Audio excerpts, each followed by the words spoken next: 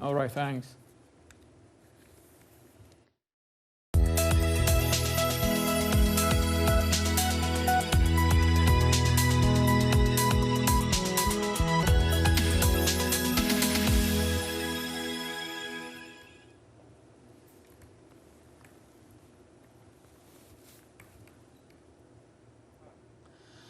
تەماشەچی خۆشەویستی دەمەتان خۆش لە واشنگتن دیسیەوە خۆشاتنەوە ڕای بەرنامەی کورد کنەکشن سێشەممە 20 مانگە هەفتە ساڵە 2021 من جان دیلان درودەی گەرمتان پێشکەشکەم ئومیدوارم دەمێکی خۆش وەلمان بوونە سەر. سلااو و ڕێزێ من ساڵح دەمی جەرجی ji بۆ بینەرن هێژا فەرموو ئەم بە سەرنوچەیان دەست پێ کورد کنەکشن بکەن. نگەرانەکان سەبارەت بە بەرزبوونەوەی توشبووان بە ڤایرۆسی کۆرۆنا لە ئەمریکا بەردەوامە. پۆلیسێن ئێرانێ تەقەیان لە خۆپێشاندانان دکن. سووس خواردنەوەیەکی دیرینە لە شاری مووسڵ. ئاگرên دارستانên Bakurê Kalîforniya berdewamın û fermanên valakirina gundên derdora newala çemê Feather hatine dayîn. Agirê bi navê Dixie Fire li çoleka berfireh ya nêzîkî 163 kilometrên çargoşe dan berxwe ku 15 ji sedî jê hatiye vehewandin. Berpirsê giştiyê ragihandinê Antonio Negretti dibêje nîgariya asê û dûr kontrolkirina agir zehmettir dike. Wî balkişand ser dûrbûna cihên agiran û got herî kêm du demijmêr pêwîstin di navbera bingehên agirkuştinê û cihên agiran da. Şarazayên keş û hewayê pêşbîniya agirên metirsîdar dikin li wilayetên Kalîforniya û Oregonê.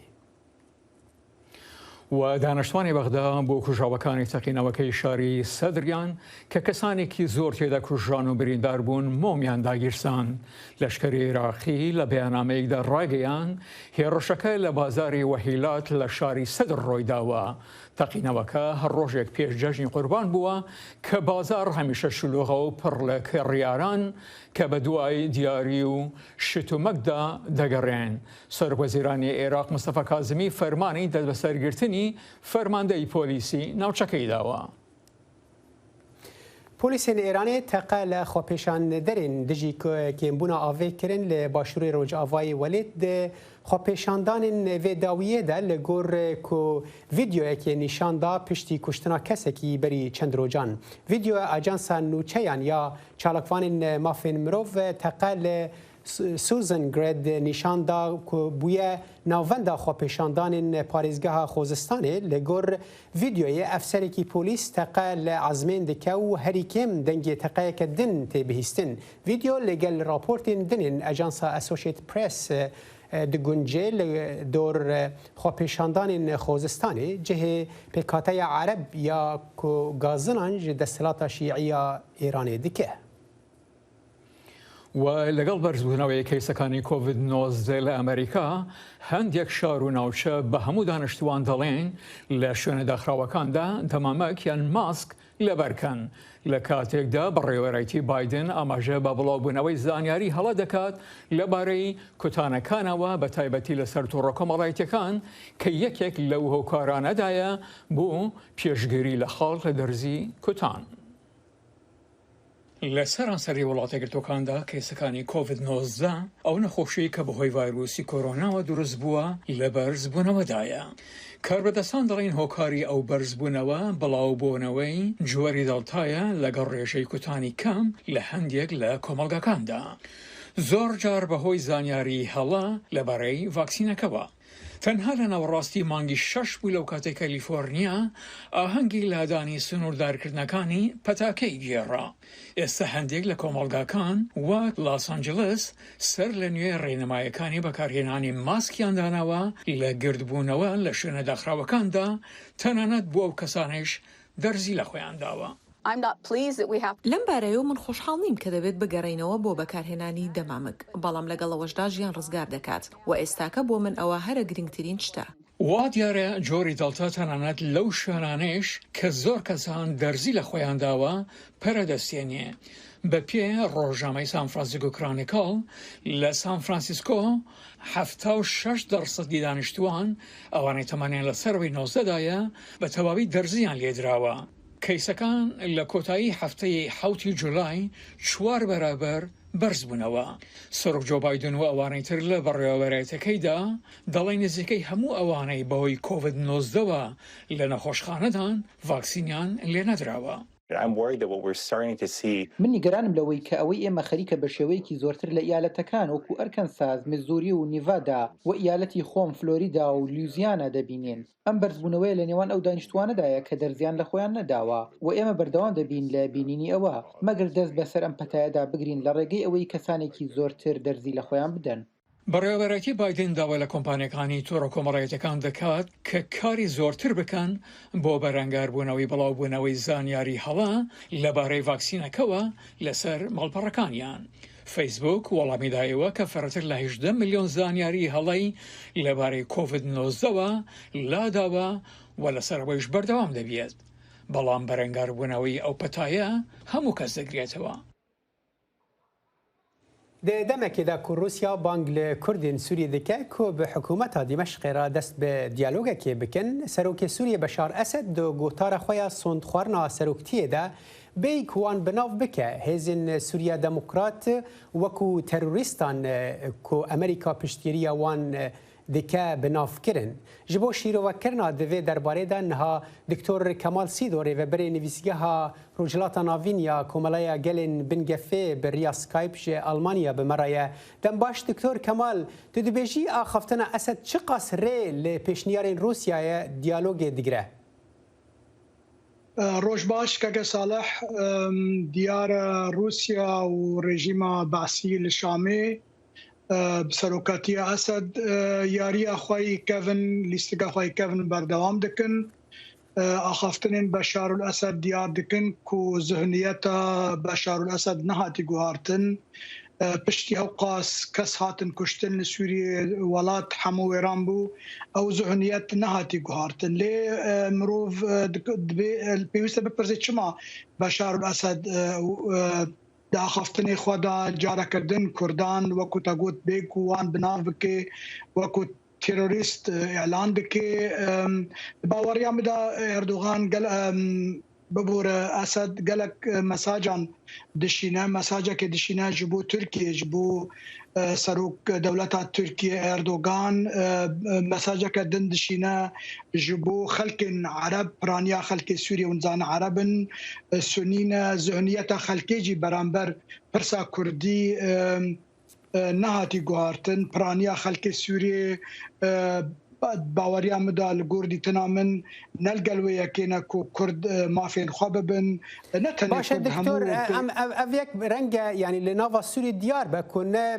اپوزیسیون و نه رژیم دمشق هول ذاك کد و درباره دا چارەسەری کی جبو پرسکریکا کردین سوری ببینه لپرس دو درباره دا او روسیا چما وها دک دمک دا زانه کو اف یک جالی اسد نه قبول کردن چما دوزا دیالوگ ج کردین سوریه دکه تایبتی ج ریوبریا خسر وکو دیاره که صالح روسیا جی کدی آرمانجا و سرکی هر او کو بشار الاسد لسرد سلات بمینه و همون افچین کو نلجیر کنترول بشار الاسد انجاره کدن تکون بن کنترول بشار الاسد روسیا لگل ترکیه بشویه کی باش کار دکه وقتا کل هفهاتنه که دکن ناکو کی چه دبن زمانه که هف بشت بینن دی سال سر حساب کردان لسر حساب پرسن دموکراسی مافی مروفا لسروی بازار تکرن باوریا مدار روسیا نجدیه لی وقتا کو بشار الاسد پرانیا خلق سوریه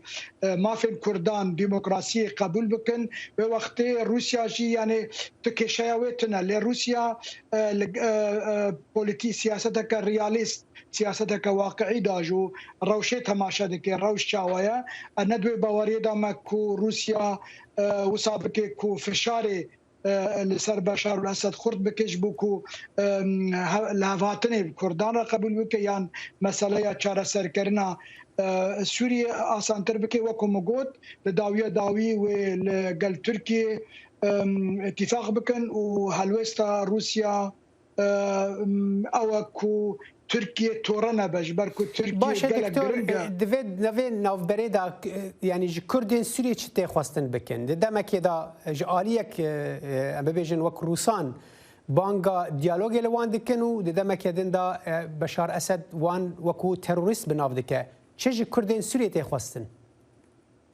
که صالح براستی انا امنما دکارن برسبب فرسی بدنج برکوش دست بکا قیران سوریه داشت 2011 دا امریکا که دبیجن کرد سوریه دوی نزیکی هفته ببن به هفته کار بکن باشترین کار او کو ناکوکین خوا چاره سر بکن حتی کو کار بن هنک ماف دسخینن لی کرد سوریه وی که ناکن و مجولی شر هفدونه و امزانن ایدا یعنی ریوبریا خاصر گلک که شین وی انا پرسن مافین باشه دکتور اف مجاره کدنا باشه کل هفته بکن کو یک دنگ بن لانها يعني دمان هذا جبود في مجاره تایبت داد مثلا دیالوگا به دمشق را چه جوان تخواستن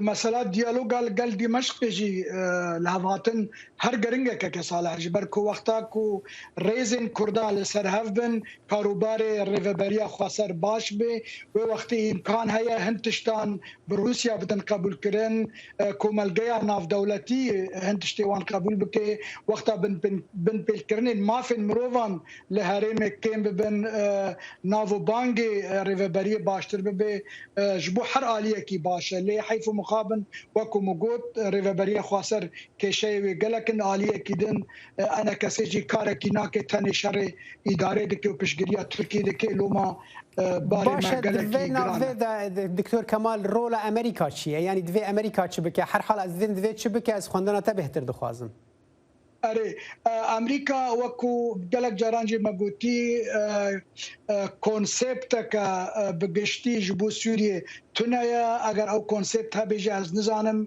و ببینن افغانستان چبو ادوی باوری دا مالداوی داوی و امریکا وقتا ببینه که شای نین چاره سر کرن و خدا حافظیه بکه و ببیجب خاطره و درش مسئله برده امریکا هول دا کو کردان نزیکی هفته بکل سوریه لحتا کوهینا مجولی کردین سوریه بن عالی دن لاهور و پاول رابون هفته نها خریکی وانن امریکا وکو مگوت و هولدان خابکه لداویه داوی کرد جک امریکا را نمره که تنه نمره کن مثلا گلوبالا دنیای دا و امریکا و چبکه هیویا ما او امریکی پشگیریا کردا بکن ل باشه دکتور پرسا داوی تو دبیجی رژیم دمشق پشتی اخافتنا بشار اسد و هول بده یعنی جو پلان هبن کو ایریشی هرمن باکور وجلات سوریه بکه اگر تو بکرتی برسوان بدی اگر ری ببینه اگر رژیم بعثی ری ببینه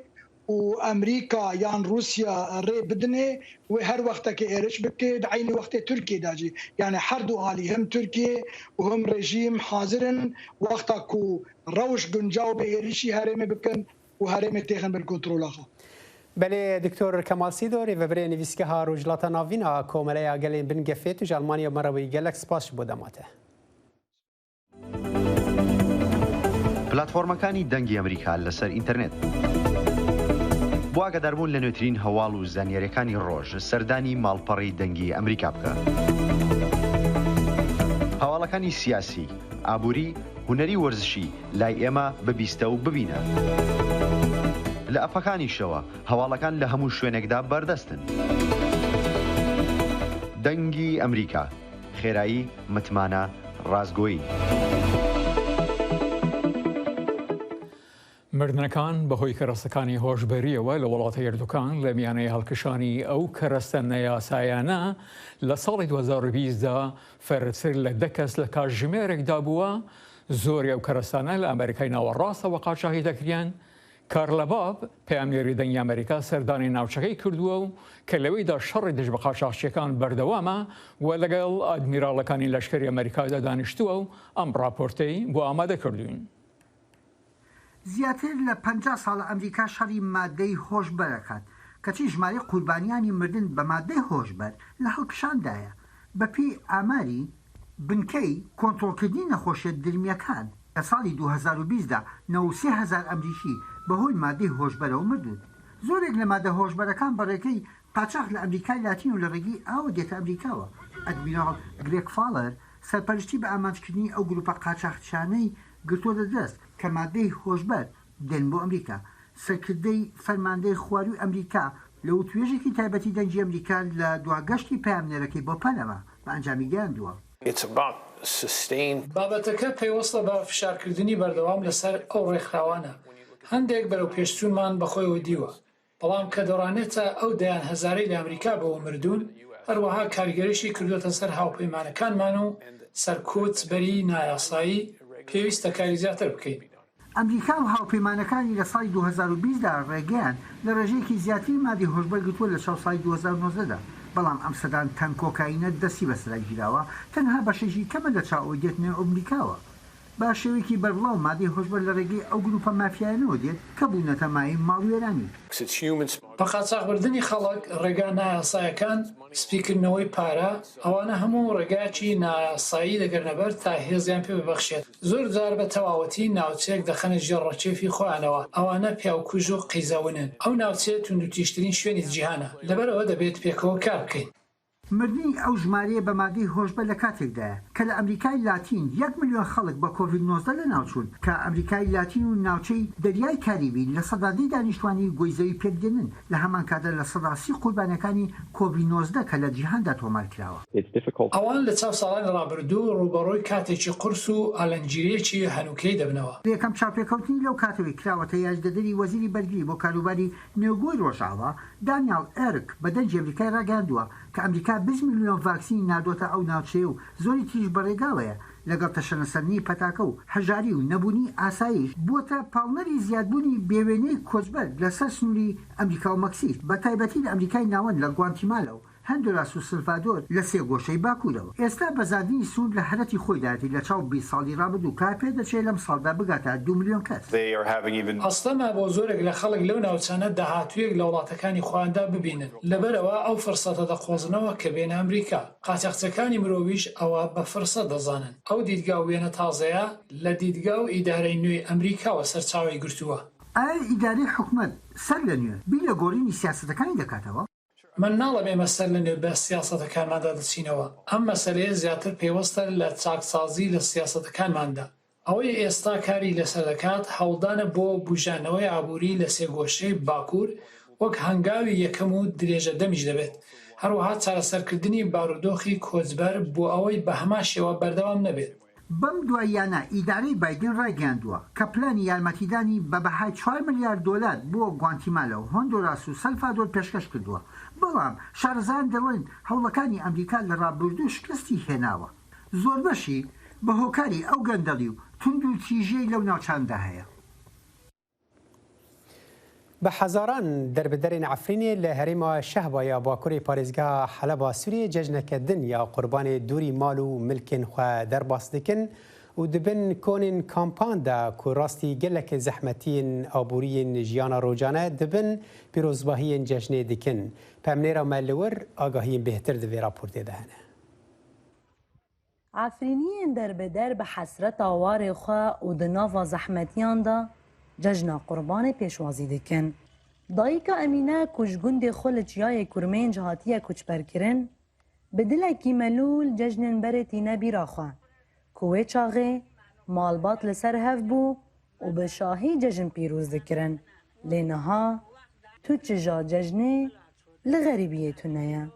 ما قربانو خود کر به هفت چه دکر ما دخور 4 سال ناموتن و داره نام عید زونن نام قشکو زونن آن وقت نکول تعطیه کاتینه حرم بداره که دو بجقی نچونه هن لولمونه هن لترکیه هن ضعیفین دومونه حر هن دگون دومونه حر هن لداره کینه ام که چه عید زونه من ام خانه خوزن عید واره ام دخوزن امان عفرینی خو امان ساروخی خو والوتی خو جوری خو بابو کوله خو امان جنب عیدا خو واگرن عیدا خو بکن واکه باره هستین دایکا امینه روشا حمو دربدرن عفرینی کل پناگاها شهبا دمینن شیروه دکه که زحمتین جیانا لکامپان و تنگی آبوری دایه سر کلا دورکتنا جهواران لوما تفگرا سوکه لوازه چمکی پرانیا دربدران نکارن پیدوین ججنه دابین بکن و ملاجی تو اکی دبن شغل دنارن یعنی اکی مثلا کیلو که بکره رب کیلو دکره نه 9 کیلو جین رب کیلو دکره لانه خیلی پاره خود نره حسابی خود که کنجا بکره که تشتاش قش کارا بکرن حسابی خود که مثلا عندك البارا تنعي معاشي تنعي ما شغلها زبين كابيدي كون باش خرج النهار داره دارتو وقت ملت هرد بري كده تنعي مسألة شوبية زنزونم اما الشغل ما كان ضعيف بيها مسألة ريكينجي كي او تانغو ستي ده شي بيها بيضاع السر ما بهو كرنا فرزح ما تدوشينن أنا كنت شمسي كعتي فكري ماش تعزو تم تشتكن عكري كيلو بسكويت شاش حزو ورق كيلو لقمة بحفت حزو ورق فرا وأنا ما عرفتن أنا يمكنني ما تنا بتشتي يعني قدكي خرو قدكي خد الخوش بكن كيف خوش بكن أم فرزح ما تدوشينن نتنه دوربونا جمالبات خزم و دوستان لبل کم درفتیا آبوری و دورپیچا دوره باندورا خل آمادکاری ججنا قربانه لجم در بدرن عفرینی هشتیه لوما پیروزباهی تنه بهیویا وگره گشمایه نوروز را شدنگ امریکا سوز خواردنەوەیەک و خودنووشی دیدەنەیەکی دیرینەیە بۆ یەکەمین جار لە ساڵی 1940 ژنێک لە مووسڵ دروستی کرد و پاشان لە ناو خەڵکدا دەنگی دایەوە. پیرەمێردێک لەو شارەدا نزیکەی 50 ساڵە ئەو نوشیدەنیە ئەوە خوددا و خواردنەوەیە دروست دەکات و دەیفرۆشێت.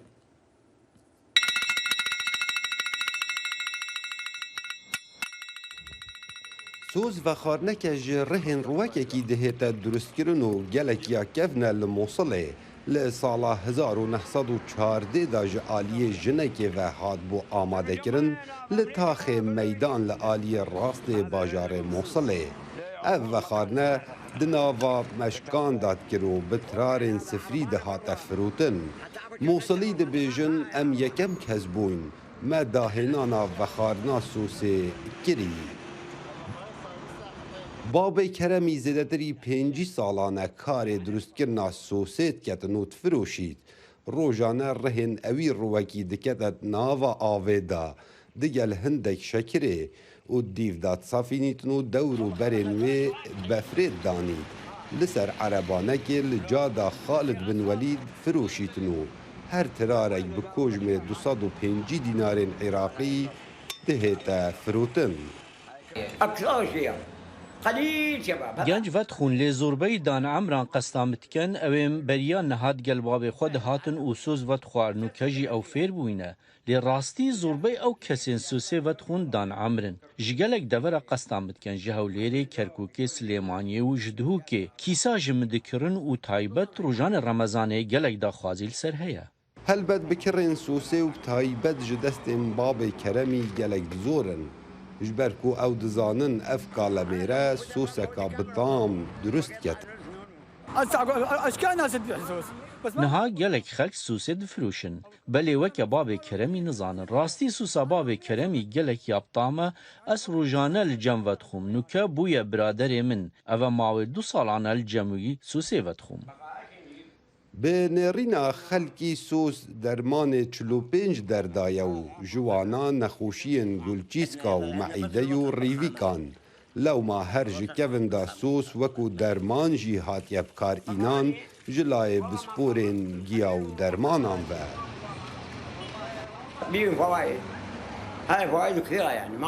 Gelek sû tenet nava sûsê da. Dermanê 45 nexweşiyan e. Mîna nexweşiyên gulçîska û îltihaba bi giştî ya meîdê û rîvîka û mêlakê û qolonê her wisa sûs di jî tênîbûnê ye jî. Li Mosulê filkek heye bi navê filka Sewasan. Ji ber ku ew şanaziyê bi mêjoya sosê dikin li Mosulê. Lewma li evê filkê bi dehan genç wekû babê Keremî dihêne dîtin sosê difirûşin. Kawa Emer dengê Emerîka Mosul. لە عێراقی پێلەکە گەرمایە تند وەلێ دخە دەمەکێدا کۆ خەلک ڕاستی کێمبوونا ئەلکتریکێ دەبن و نکارن بە ئاوایکی گونجا و ئالاڤێن هێنێکردنێ بەکار بینن. پەمنێرێ مە لە هەولێرێ دەوێ راپۆرتێدا ڕوونی لەسەر باندۆرا vê پێلە گەرمایە لەسەر وڵاتیان. پاش نیوە ڕۆیە بە کاتی هەولێر بەرەو سنتەری شاری هەولێر دەچین بۆ بینینی ڕەوشی خەڵکی لەم گەرمایەدا کە پەیتا پەیتا پلەکانی گەرمە وا چاڵکتر دەبن. فەرمان و هاوڕێکەی لە ماڵەوە دەرچوونە بەهۆی کەمی کارەبا و نەبوونی سەرچاوەکانی فێنکەرەوە وەک پێویست.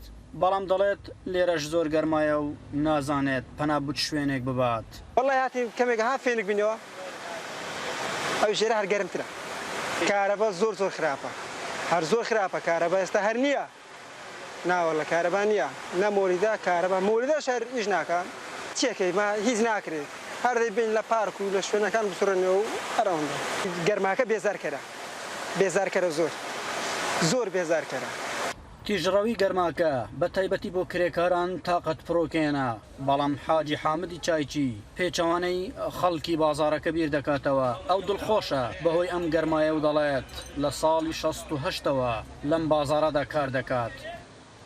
طبعا ئەو ساڵ گەرمایەکە زۆر بەتێنە ماشەڵڵا لۆ خەلکانێک بڕگۆزعەکەیان خراپە بەو گەرمایەی بەس خەلکانە چ پێی خۆش ئەوها گەرمبی یەکۆچی من ئەم لە بە ئاگریمە و چاخانەیە و چای گەرمیشە و کە گەرمایەکە دێ لە بۆ من زۆر باشە لە بۆی نەخۆشیەکەم هەیە بەو گەرمایی سائل دەبی ئەویش چەوری بن پیستیە و لەگە نەخۆشی قەڵب چەند گەرمابی و چەند حرەکەی بکەم ئەوە لە بۆ من قازانجە. بەهۆی بەرزبوونەوەی پلەکانی گەرما بۆ نزیکەی 45 پلە خەڵکێکی زۆر ڕوو لە ناوچە گەشتیاریەکان دەکەن، بەڵام ڕووداوی دڵتەزێنیشی لێ دەکەوێتەوە بەهۆی خنکان. دەچینە بەڕێوەبەرەتی بەرگری شارستانی هەولێر بۆ ئاماری ڕووداوی خنکانی هاوڵاتیان بەهۆی مەلەوانیەوە. ئەو 11 هاوڵاتی کە خنکاون تەنها 2 کەسیان نەبێت کە لە مانجی 3 خنکاون، ئەوانی تر هەمووی لە مانجی 5 و 6 خنکاون. بۆیە ئێمە من دەڵێن ئامارەکە زۆرە ڕێژەکە زۆرە بە بەراورد بە ساڵانی ڕابردوو زیاتی کردووە، یانێ تۆ مانجی 5 6 7 8 وەرزی مەلەکردنە وەرزی گەرما و گەشتکردنە کە گەنجەکان دەچن زیاتر ڕێژەی خنکان لەم وەرزە لەم 4 مانگەیە زیاتر، یعنی ئێستا ئێمە لە مانجی تەموزین ئەمە مەترسیدارترین مانگە بۆ ئێمە کە هاوڵاتی زۆر و لە ناوچە ئاویەکان دەکات بەهۆی نەبوونی کارەبا و وەرزی گەرما کە ئەم ساڵپلەکانی گەرما زۆر بەرزن. خەڵکی شار بەگشتی داواکارن کە کاتژمێرەکانی کارەبا زیاتر بکرێن و هەوڵی زیاترکردنی ناوچە گەشتیاریەکانیش بدرێت. ئەحمەد زێباری دەنگی ئەمریکا هەولێر. بیرەرن هێژا کورتکونشنە ئیرۆ بداوی هات بهێڤینە تشتێمە پێشکەشگیری بە دلێوە بن تا جارا بێ سڵاوێن فەرهاد فەلاحی بیریڤان یوسف ژ کۆنترۆلێ و لەڤر هەفکاری من جانی دیلان و من ساڵح دەمیجەر هەر شاد و بەختەوەر بن. بمینە خۆش.